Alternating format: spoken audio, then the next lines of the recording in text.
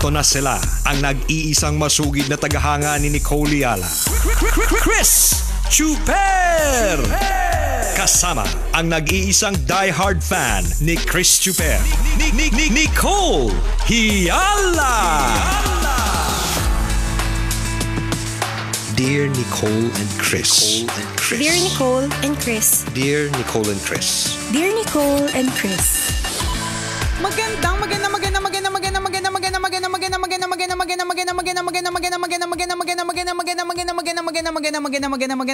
tanghali, mga tambalanisa, mga kabisyo, mga kabasic. Hi, partner! Hi, partner! Hi, mga kabisyo! Lunes na naman! O, binigyan ka na naman ng isang araw para manira ng kapwa. Correct! Naalala ko lang yung game na nilaro namin nung nakaraang weekend. Oh. So, magkakasama kami magkakaibigan. Oh. Ang game is kung sino ang unang ano ba yun? Kailan ito nangyari? Basta kahapon lang. Ba't limot yun yung mas ko na? clap dun eh. Bakit limot ko na? Nakakaloka. May intindihan ko siguro mga 20 years ago o kaya nung high school kayo. Hindi, ang game namin, partner, kung sino ang hindi manghahamak ng kapwa habang nag-uusap. Yan. Okay. Habang nagkakwentuhan. Sinong hindi nakatiis? Na hindi manghamak. Basta ang idea is dapat walang pag-uusapan ng ibang tao, walang imamarites, walang paninira, walang hahamakin na kahit sino. Kung sino ang makagawa nun, hindi niya kailangan mag-ambag dun sa kainan. Okay. O, ano yung tanong mo? Sinong nakatiis na hindi manira ng kapwa? Wala, lahat kami hati-hati sa bayad. Hindi kinaya no? Hindi kinaya. Unang 15 minutes pa lang, partner. Charot. Paninira na agad ng kapwa ang usapan. Ba naman yan? Pero alam mo, partner, sa totoo lang, nakakalungkot isipin, no, yung mga paninira ng mga kapwa. Yung pagkalimbawa, nagbasa ka ng comments sa comment section, na grabe naman to. Parang ang ganda mo, te. Kung makabash. Merong isang video kasi ng isang artista na lumabas recently. Tapos, may mga around 300 comments doon. So, dun sa na yon, yung artista na yon na babae, maganda naman siya talaga, sa totoo lang. Kaya lang siguro yung angle. Celebrity talaga siya. Kaya lang siguro yung angle ng camera or something, hindi ko alam. Pero, una, mukhang yung kanyang braso, alam mo yung hindi na payat pero hindi nag-exercise. So ibig sabihin medyo ano tawag doon, yung mabraso. Hindi mabraso, gumagalaw-galaw, law-law, ganon. Pag hindi ka hindi toned hindi toned. So okay lang. Maluwag na triceps. Oo, correct. Triceps na ginamit ng marami kaya lumuwag, ganon. So malaylay. Pero payat ha. Tapos dun sa kanyang bandang likod, medyo dun sa may bra area, medyo may kaunting nakalaylay na taba. 'Di ba? May mga gano'n naman talaga. Ay, sabi ko sa iyo yung comment section, partner, losyang na. Ano ba 'yan? Yan ba yung mga artista ngayon ganun? Parang grabe naman 'tong mga taong 'to. Perfect sila, no? Sobrang perfecto talaga. Kaya pala iniwan. May mga ganong kaneme. Yung parang ang daming alam sa buhay ng tao. Samantalang picture lang naman yung nakita. Sa true. Alam mo yung memorize mo talaga. At saka samantalang feeling ko it's really just a bad angle. Or kahit hindi bad angle. Kahit medyo kita naman talaga na lumalaylay yung mga braso. O tapos, kailangan sabihin losyang, kailangan sabihin tuyot, kailangan sabihin kaya iniwan, di ba? Alam mo, nakakatawa lang, no? Nakakatawa na nakakainis. Nakakatawa kasi bakit ganun lagi yung tingin natin sa sa tao. Nakakatawa ka kasi ganun yung doon mo nauubos yung oras mo Diba sa mga hindi magagandang nakikita mo sa ibang tao. True. Nakakaasar din kasi ginagawa mong habit ito. Malamang hindi mo ito ginawa sa isang tao lang. Tama. Every time na makakakita ka ng celebrity or kung sino man na hindi ka nais-nais sa iyong paningin, hindi mo may iwasan na mag-comment. Alam mo, sa totoo lang, yung or mga hindi mag-comment. Correct. Yung mga nagko-comment na gano'n, ano ba yan? Losyang tuyot, ganyan. Isipin mo, ginano na nila yung artista. Paano pa kaya nila hinahamak yung kapitbahay lang nila? Na medyo wala talagang itsura. Diba? Na parang nakakatakot siya maging kaibigan. Parang ayoko siya maging friend. Ayaw nga rin siya maging kapitbahay. Correct, ayoko siya maging kapitbahay. Di ba? Kasi kung ganun ka nga magsabi sa isang taong maganda naman talaga tsaka artista, celebrity siya. Diba? Paano na lang yung mga kapitbahay mong diba? Dapat yung ganyan yung yung nilalakihan nila yung picture nila. Nasa sala nila. Oo, para makita nila, ma-realize sila kung sino talaga yung totoong pangit. Ganon. Grabe. Baka kasi hindi mo. Baka tapos ipa-sintra board nila. Ganyan. Nakalagay sa wall palagi. Paano lang, reminder lang. Na parang, ay ako pala yung Ako pala yung medyo walang itsura. Grabe no, parang grabe naman. At lalo pa kung bordering na ito to bullying. Meron akong isang kaibigan na nabasa ko yung post niya kanina. So itong kaibigan ko ito ay medyo nasa heavy side. So nag-post lang siya doon na bakit kaya yung ibang mga tao sobrang insensitive pagdating sa mga chubby. Alam mo yun yung sasabihin na ano ba yan? Walang disiplina. 'Di ba may mga ganun na kasalanan niya naman yan kaya siya naging ganyan Pero alam niyo po yung pagiging nasa heavy side or mataba talaga. Hindi lang ito sa kawalan ng self-discipline Madaming mga iba't ibang mga factors kung bakit sila ganyan, 'di ba? Una, mahal ang healthy living. Sa totoo lang din, yung mga sinasabing, basta yung mga healthy kineme, basta lahat ng mga, kaya hindi ako bumili sa mga healthy kasi mahal sila. Yung mga doon tayo hindi sa, kasi sa marurumi. Doon tayo sa madudumi lang kasi mura lang sila. 'Di ba? Yung mga yung tawag yung mga organic. Maharlik ka kaya yun. Siyempre hindi pinadapuan sa langaw yung mga yun. Walang germs. Yan, 'di ba? So, yung mga sinasabing healthy, mga ganyang kineme, may kaakibat na presyo yan. So, kung wala kang extra budget para magganon ka healthy or something na dapat yung pesticide free ganyan or something, yung mga ganon, yung mga basta mga kakaiba. Kasi ako gusto ko talaga yung mga pesticide. Gusto ko talaga yung preservatives. Yun yung minsan nagpapasarap ng pagkain minsan. Halimbawa, partner, kung may makakita ko ng yung mga ready to, yung ima-microwave mo na lang, tas ulam na siya. Di syempre sasabihin na iba, ano ba yan, ulam na kaagad yan, ang daming preservatives yan. Ako sa akin talaga, go! Go, ang mahal kaya ng mga iba.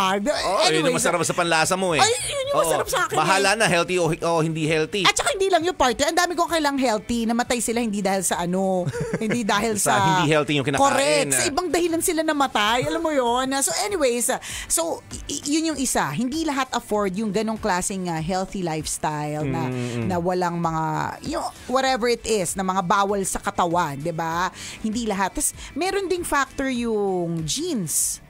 Kung saan yung lahi. 'Di ba? May ganon din May factor din naman talaga na may mga taong kahit na, kunyari, hindi sila malakas kumain, pero yung pamilya nila, malalaki yung mga buto. May malalaking big bone, bulas. malalaking bulas, parang gano'n. Hindi, anong gagawin niya? Diba kasalanan niya ba na ang mga ninuno niya malalaking bulas lahat? Diba? Yung bang mga gano'n. Maaaring may health conditions. Correct, Talagang diba? kahit pilitin niya magpapayat. Hindi talaga carry kasi may something sa katawan niya na nagiging dahilan kung bakit hindi siya makapagpapayat. May mga health conditions na gano'n. Tapos sasabihin lang na, ano ba yan? Wala kasing disiplina. Alam mo yung mga gano'n, ang daming mga insensitive comments. Parang katulad ng mga taong hindi pa nabubuntis. 'Di ba? Meron akong kaibigan, yung kanyang asawa ay basketballista. So, ang maririnig mo hindi sila makabuo. Ang maririnig mo talaga mga comment, partner, ano ba 'yan? Yung asawa magaling mag-shoot ng basketball, hindi maka-shoot. Alam mo yung mga ganun, akala mo joke, pero para sa taong may pinagdadaanan kung ba't hindi sila makabuo, hindi yan joke. Diba? Nakakapanakit ka ng damdamin. Totoo yun, no? Diba? So yung sinasabi natin mga kaibigan, diba? Binigyan tayo ng isa na namang araw, panibagong linggo, diba? Panibagong Lunes. Saan mo gagamitin ito? Correct. Sa pagrereklamo ba? Paninira ng kapwa? Pambabash ba? O paggawa ng mabuti sa ibang tao? Correct. Diba? Kasi may option naman tayo Anong pipiliin mo? Masama o maganda? Minsan hindi tayo aware sa ginagawa natin. Yung simpleng halimbawa, pag-comment, simple lang sa atin yun. Pero yung posible posibleng impact nun, yung potential impact nun sa ibang tao, doon sa mismo binabatuhan mo ng comment na yun, mapa-celebrity man yan, ordinaryong tao, hindi mo alam yung intensity ng impact na yun. Correct. Maaaring masira yung araw niya, maaaring masira yung mood niya, worst, maaaring masira ang buhay niya. Correct. Dahil sa comment na yun na akala mo simple lang. Tama. Diba? Totoo yun. Kaya maging lalo pa ngayon na maraming extra sensitive yung mga tao. Siguro, partner, I can attribute it to glutathione. Bakit naman? Numinipis-nipis na mga balat natin. Okay. Kagugluta, feeling ko. Diba? So, dahil manipis na mga balat natin, parang Nagiging manipis. extra sensitive. Oo, extra sensitive na tayo sa mga, Okay. sa mga comments ng iba. Madami na pong extra sensitive nowadays. Akala ko marami na mahilig sa ating kumakain ng sibuyas. Mga balat sibuyas na kasi talaga tayo. Hindi lang dahil nagagaya tayo ng sibuyas. Marami sa ating balat sibuyas. At dahil maraming balat sibuyas, bakit tayo nagiging balat sibuyas? Siyempre, charot lang yung agluta tayo, diba? Pero ang sinasabi na, bakit? Kasi ang daming ding problema ngayon eh. Kahit ba sabihin mong madali lang yung problema na yan, para sa iba o sa taong pinagdadaanan, hindi madali yan. Diba? So, madami tayong dinadaanan na kung ano-ano. Minsan nga, umiiyak tayo sa mga dahilan na hindi na natin ma-pinpoint kung alin. Diba? Saan ba ako talaga umiiyak? Sa problema ko sa pera? O sa problema ko sa init ng panahon? O sa problema ko sa trabaho? Hindi mo na mawari. So, sa sobrang dami, no? sobrang Nagpatong-patong dami, na naisipin na problema hanggang sa maiyak ka na lang. Correct. So, nagbabalat sibuyas tayo, ganyan. So, kung meron pa mga insensitive na nagko-comment na hindi naman makakatulong, diba? Tama nga yung sinabi ni partner, ano yung magiging effect nito? Pero on the other hand, maganda din nating isipin na kung mabubuti yung mga masasabi natin, ano din yung magiging effect nito dun sa taong may pinagdadaanan. Correct. For all you know, yung magandang sinabi mo para sa kanya, yun lang yung magiging dahilan kung bakit hindi na siya magi-give up. There was this one person na may moment ako early this year na parang feeling ko katapusan na ng mga bagay-bagay. May ganon, hindi ng buhay kundi ng mga may hangganan na. Parang ganon. Parang hanggang dito na lang. Tapos iniiyak ko talaga yun kasi parang hanggang dito na lang pala talaga siguro. Parang ganon. Pero may isang tao, simple lang yung sinabi niya. Sinabi niya lang pautang nga. Ayun yung tao. Lalo na kasira. Actually, may nagsabi naman, yung taong yun ngayon, partner, hanggang ngayon hindi pa nakakalakad. Ano na naman ginawa mo? Usapan natin, wag mapanakit ng kapwa eh. Well, ang sa akin naman, partner, hindi ko naman pinatay, nilumpok ko lang. Charot! Binalihan mo na ng binte, ganon. At least hindi walang pagpatay na naganap. Charot!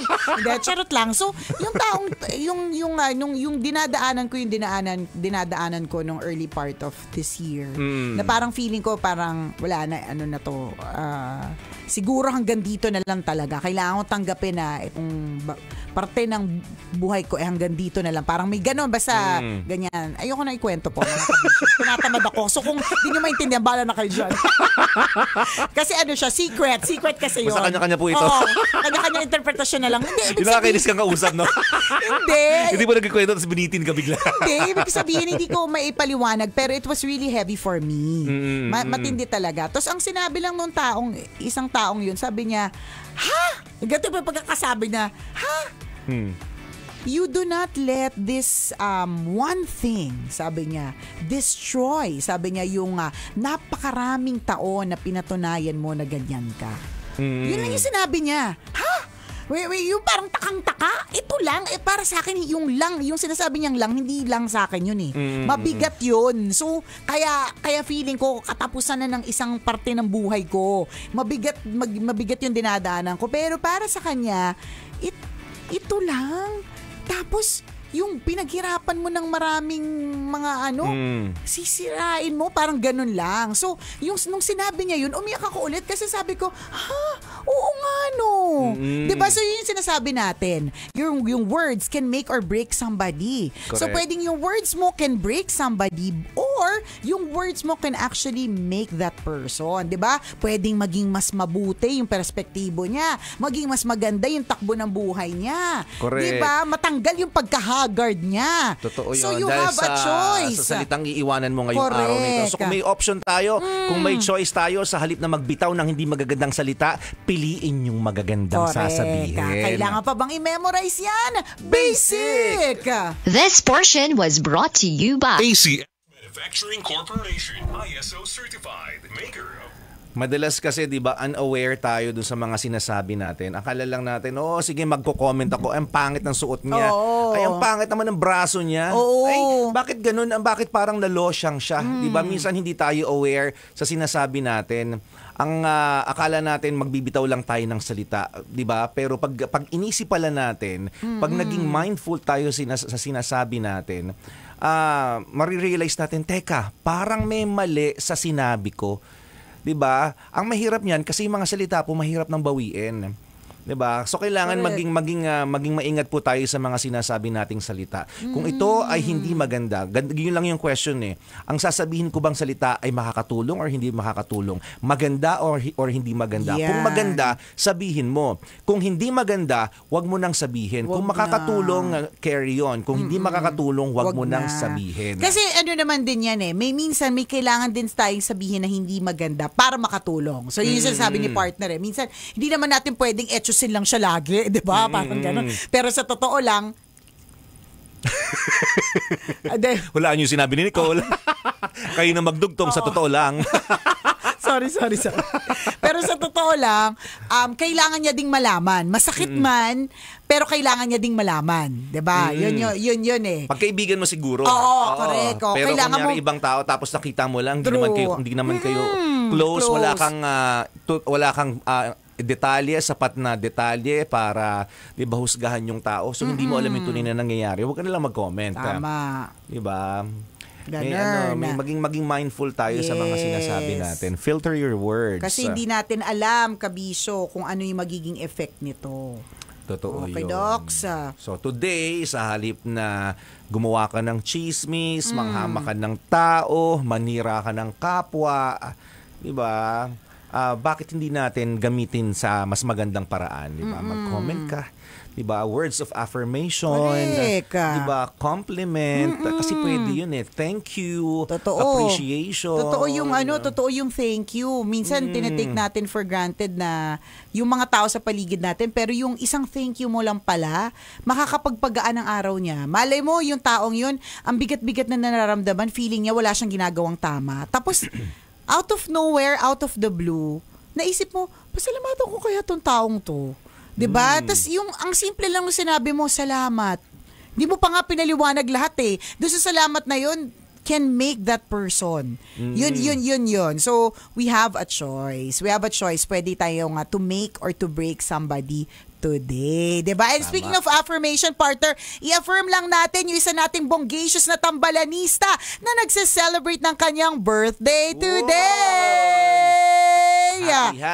Happy birthday! Yes, Sino may birthday? And syempre, partner, ang ating loves na masugid na tambalanista na hindi nag-open dati ng kanyang Opta Clinic hanggat hindi natatapos ang tambalan, di ba? Mula sa Nai, Cavite! Congratulations! Congratulations on another year. Yes. Ayan.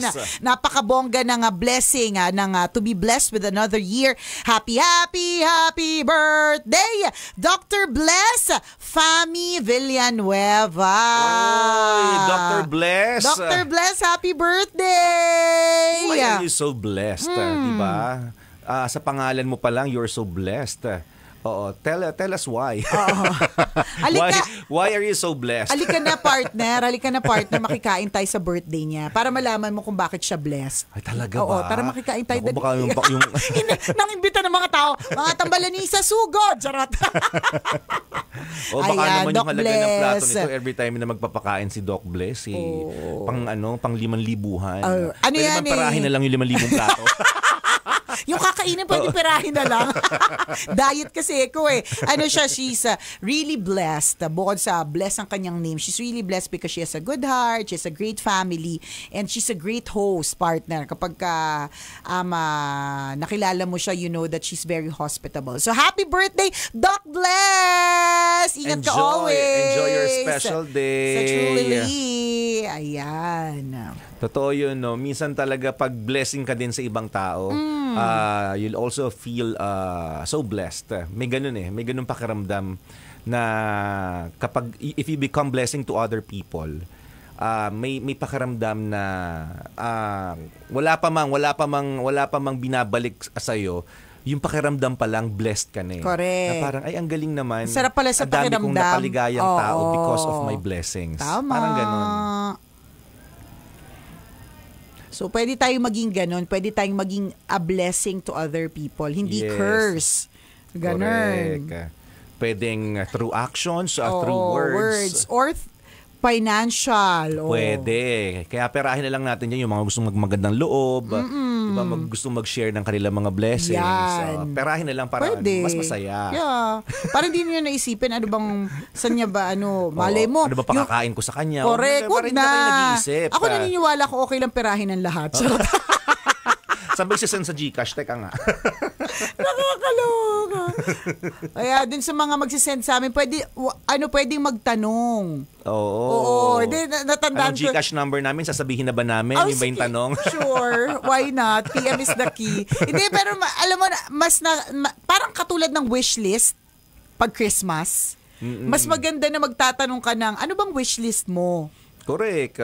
Para at least... At walang masama dun, ha? Oo, ako mas para sa akin, yun, eh. Yes. Ako para sa akin... Mas madali. Yes, walang masama dun kasi alam mo na yung ibibigay mo ay gagamitin niya. 'Di ba? Parang ganon. So may isang beses na may nagtanong sa akin na parang, "Uy, magpapadala ako ng ganito." Tapos ako, hala, hindi ako kumakain yan. Sabi ko, sorry na. Ganun. Sabi niya, naku, buti na lang, hindi ko pa ino-order. Sabi niya, ako para sa akin, it's okay to ask ano ba yung gusto mo? Ano ba yung trip mo? Kasi baka mamaya, padalhan mo ng ganito kadaming matatamis, diabetic pala yung pamilya. O kaya, padalhan mo ng ganito, allergic pala sa ganyan. So sayang naman, hindi mapapakinabangan. Correct. Yung sino ba yung nagpadala sa atin sa Gcash dati? The Rogador family. Wow. Nagbate, biglang shout out. Kayo na bahala. Lahat ng mga Rogador sa buong Pilipinas. Kung sino man po kayo, maraming salamat. You know yourselves.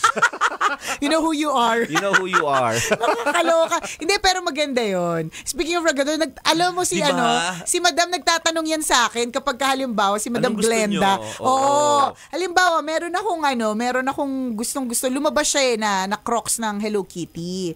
So, tinanong niya sa akin kung alin doon. Kasi tama na tinanong niya sa akin. Kasi pag ang nag-assume siya na ang gusto ko yung flat, pwede kong gamitin pero hindi masyado. Bakit hindi mo nagustuhan pa, ipapamigay mo pa. Oo, di ba? Yun yung sinasabi natin. Walang masamang mag-wish list, wala ding masamang magtanong, di ba? Kasi para maswak yung bigay. Ganun. Correct. So, tanongin nyo lang at tambalan, mabilis naman kami sumagot pag tinatanong kami.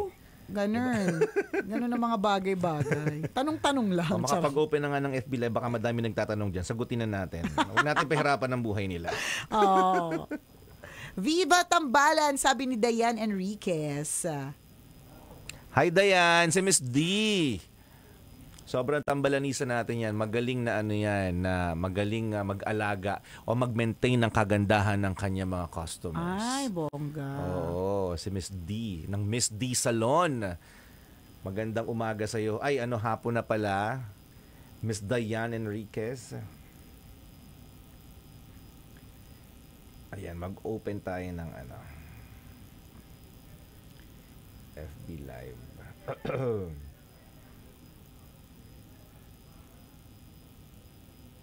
Naku, nakatutok si Glenda Rogador. Sakto naman. Hindi namin alam na nanonood ka, ha? Hindi namin alam, ha? Promise. Saan nakatutok? Totoo ba? Oo, sakto. Glenda Canlapan Rogador. Oo, diba? On the way pa lang po yung alay, nasa barko pa. Pwede namang may mauna. Di, naalala ka lang namin kasi... Naalala ka lang namin. Kasi si Miss Glenda kasi, mahilig At si kasi... Bert. At si Bert, mahilig kasi silang magtanong. Tama din naman yun eh. Katulad ng, halimbawa, huwag ka basta-basta magbibigay ng rubber shoes to somebody. Hindi mo alam yung sukat. Oh. Di ba? I-assume mong 8 yan. Ang paalam pala ay 4.5. Di ba? Ano yung susuotin niya rubber shoes? Barko. Ganon.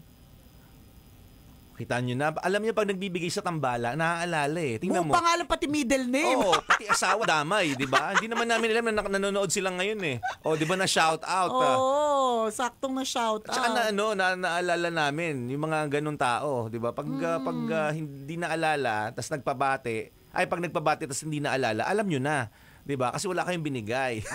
Ganun.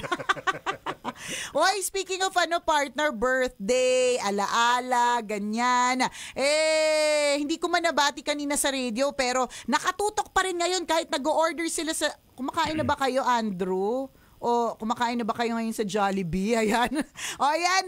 Nakatutok sa atin kasi nagse-celebrate ng birthday today. Happy birthday. 11th birthday ngayon ni Isa Camacho. Ayan. Oy. Ang pamangkin ni Andrew Borna, yung gumagawa ng cake ko na sobrang magaling. So yung negosyo nila na bake shop ba or bakery or ano ay ipinangalan nila kay Isa, yung Isa's Baker. So happy birthday to you, Isa Camacho, 11 years old. Anong pa-cake sa ni Andrew? Oo nga. 'Di ba? Anong klaseng cake ang ni-request mo?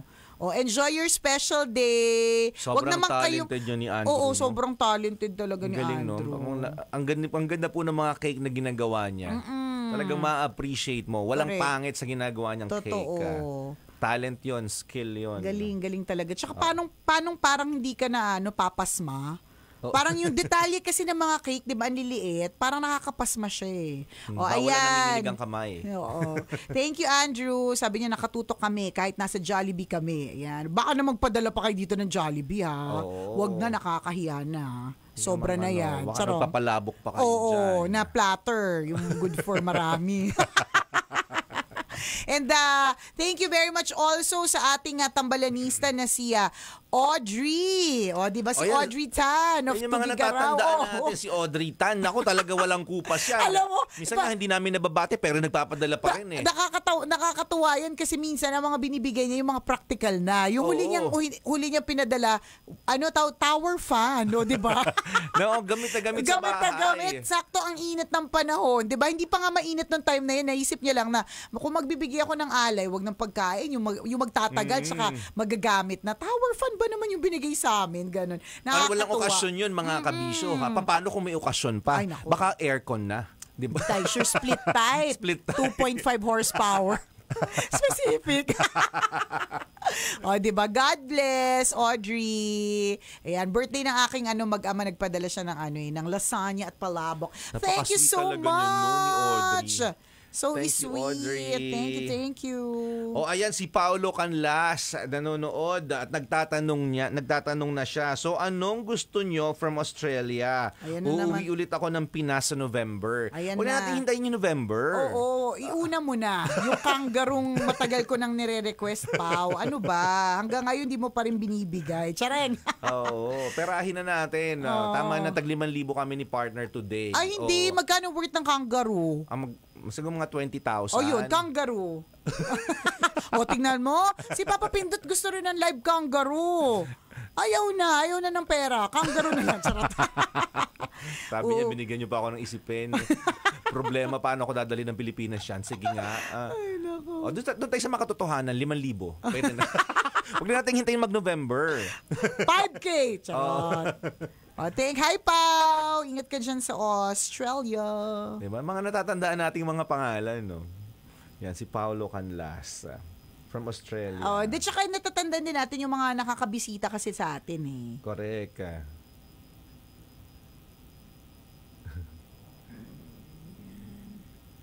Salamat sa pagtutok. Yung mga hinahanap ko yung mga nagtatanong eh. Yung mga hindi nagtatanong kung anong gusto, siniskip mo. So dapat alam niyo na yung Alam nyo na yung diskarte. Parang di nyo naman kilala ang tambalan. Ito naman. Parang bago ng bago. Ay nako. O siya, salamat. Salamat na marami sa pagtutok. Mamaya tayo ulit banding-bandingan. Kwento ng mahiwagang Bornay. See you later.